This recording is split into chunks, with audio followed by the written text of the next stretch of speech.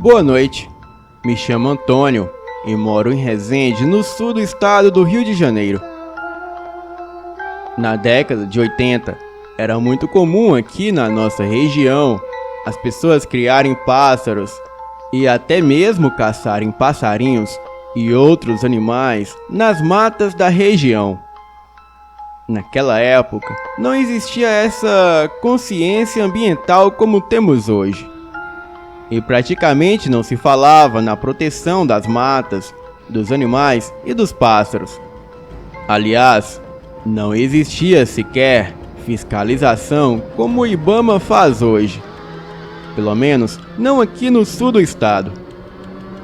Bem, o fato é que o meu pai criava pássaros de raça curió.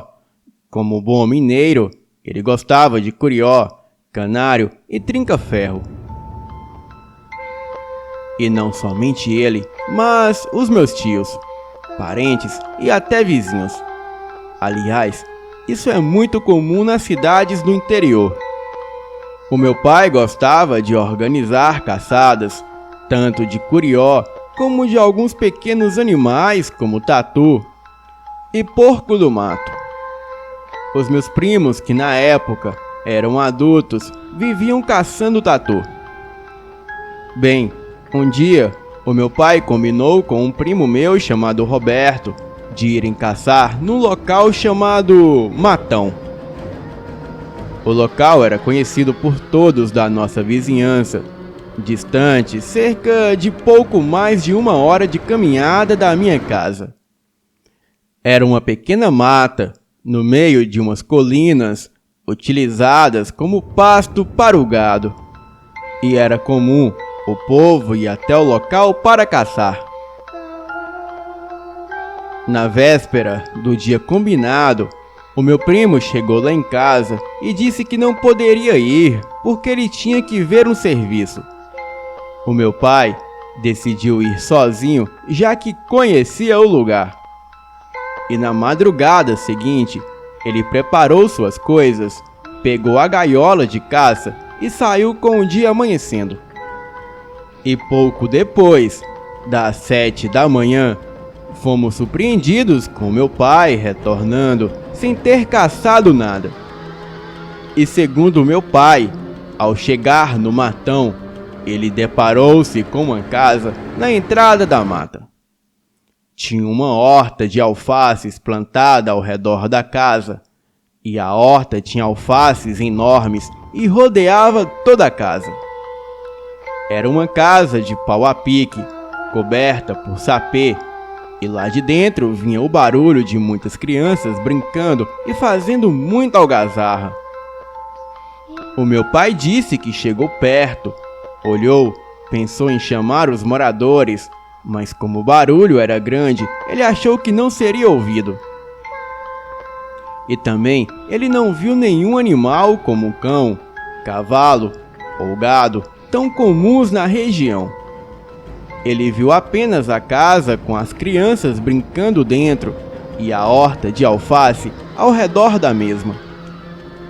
O meu pai achou que o dono da fazenda havia contratado algum colono para tomar conta do local, em virtude de muita gente estar caçando por ali, e achou melhor retornar para casa sem caçar nada. Tudo isso seria normal se na tarde do mesmo dia o meu primo Roberto não aparecesse lá em casa para saber da caçada. O meu pai contou para o meu primo sobre a casa, o barulho das crianças e a horta de alface. Bem, o meu primo não acreditou, porque ele esteve no local 2 dias antes e não havia nada. E conversando sobre isso, eles chegaram à conclusão de que seria possível até construir uma pequena casa de sapê em 2 dias, mas a horta de alface não. Decidiram então que iriam lá no dia seguinte para tirar a dúvida. E se houvesse algum colono da fazenda morando lá, eles pediriam permissão para entrar. Na manhã seguinte, ao raiar do dia, o meu pai saiu, passou na casa do meu tio pegou o meu primo e foram para o matão. Agora, tentem imaginar a surpresa do meu pai ao chegar 24 horas depois no mesmo lugar e não encontrar nada. Nada mesmo. O pasto estava lá. A mata estava lá, mas não tinha nenhuma casa, nem barulho de criança e tampouco hortas de alface. O meu pai voltou dali mesmo e não caçou naquele local durante uns 5 anos. O meu pai era católico nominal, mas tinha fé em Deus e constantemente rezava e acendia velas para as almas, uma mania de mineiro. E segundo ele, o fato seria uma proteção de que as almas lhe teriam dado. Na sua interpretação pessoal, ele concluiu que talvez algo de errado poderia acontecer na mata naquele dia, como uma picada de cobra, por exemplo. Bem, e não importa o que fosse, o fato é que o meu pai ficou longe de lá por um bom tempo. Agora, como aquela casa surgiu do nada e depois desapareceu do mesmo modo, é um mistério completo. E aquelas vozes que vinham de dentro da casa, de quem seriam?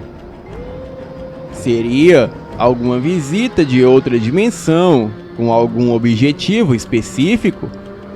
Ou talvez o meu pai tenha entrado em Sete Além? Bem, a verdade, acho que nunca saberemos. Boa noite.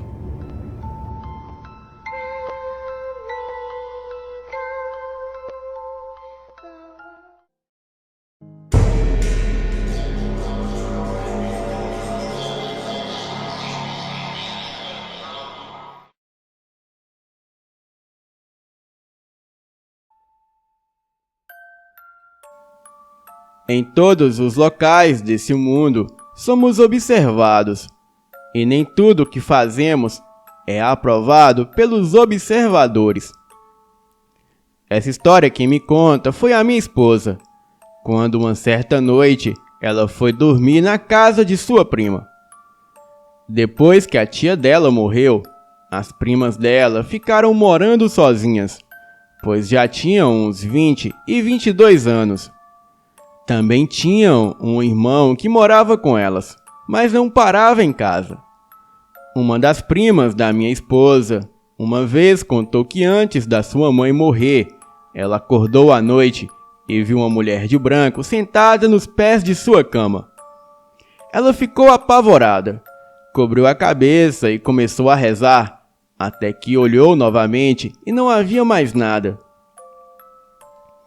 E numa noite que a minha esposa, pois na época nem nos conhecíamos ainda, ela havia saído com as suas primas, então decidiu ir dormir na casa delas, já que era tarde, e a minha esposa morava um pouco longe do centro da cidade, e as suas primas moravam mais perto.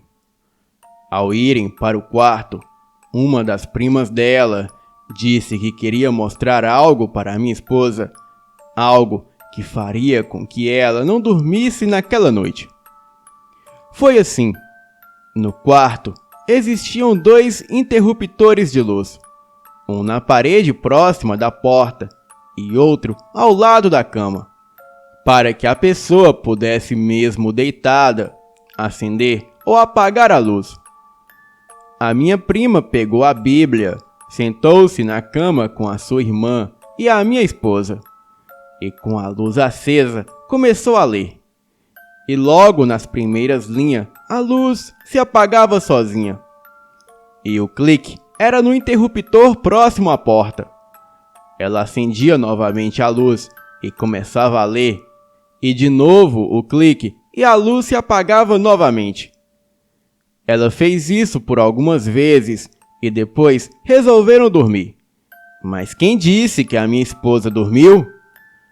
Passou a noite em claro e ouvindo um som estranho que pareciam vozes vindo de cima do telhado e também atrás da porta. Até hoje ela se arrepia ao lembrar do que aconteceu e as primas dela não tinham medo. Mas ela nunca mais dormiu lá. Bem, havia alguma coisa maligna naquela casa que não gostava que ficassem lendo a Bíblia à noite antes de dormir. E isso era no mínimo apavorante. Boa noite.